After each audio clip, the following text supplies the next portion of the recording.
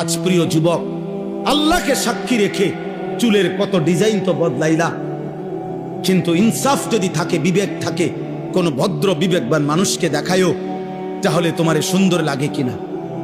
তোমার এই নারী ছবি, তোমার এই জিনা ব্যভিচারের দৃশ্য, তোমার এই গান বাদ্য, তোমার এই বন্ধুদের অসৎ আড্ডা, ফুর্তি, চিৎকার, হই হুল্লুর, পার্ক, রেস্তোরাঁ, মোটর সাইকেলের ঘোরাঘুরি, তোমার এই বন্ধুদের আশার আড্ডা, আর এই উচ্চ কণ্ঠের অনর্থক কথাবার্তার এই গুনাহ, আর রাত্রি জেগে অশ্লীল উলঙ্গ ছবি দেখা, নারী দেখা, নারীর নাচ, নারীর কথা, নারীর গান, অসভ্যতা দেখা, তুমি ইনসাফ যদি থাকে, আমি বন্ধু শেষ কথা বললাম, তোমাদের অসংখ্য ছেলের চেহারার মধ্যে একজন মুমিনের যে সৌন্দর্য, মুসলমান যুবকের, কিশোরের যে সৌন্দর্য, এমন সৌন্দর্য বহু আগেই চলে গেছে।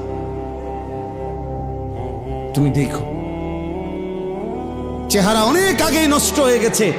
16 বছর 18 বছর বয়সী সন্তান এত সাফা ভাঙ্গা, এতটা চাফা ভিতরে, এতটা শুকনা থাকার কথা না, আরো নাদুস নুদুস থাকার কথা।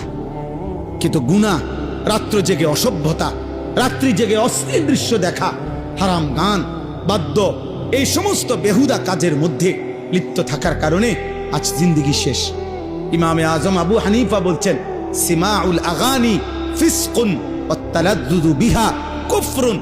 বাবা, আপনাদেরকে বলি, চায়ের দোকানেও বসে যারা নাটক, সিনেমায় ওই গান আর বাদ্যের আওয়াজ শুনেন, আল্লাহর কসম, ইমামে আজম আবু হানিফা বলছে, গান শোনা প্রকাশ্য পাপ, আর গানের শুনে কেউ যদি মজা পায়, স্বাদ পায়, আহ আহ কি কইল রে, আতলারে, এরকম পাওলারে, ঠ্যাংলারে, এরকম হাতলারে, আছে না এমন মানুষ, এরকম নড়ে চড়ে।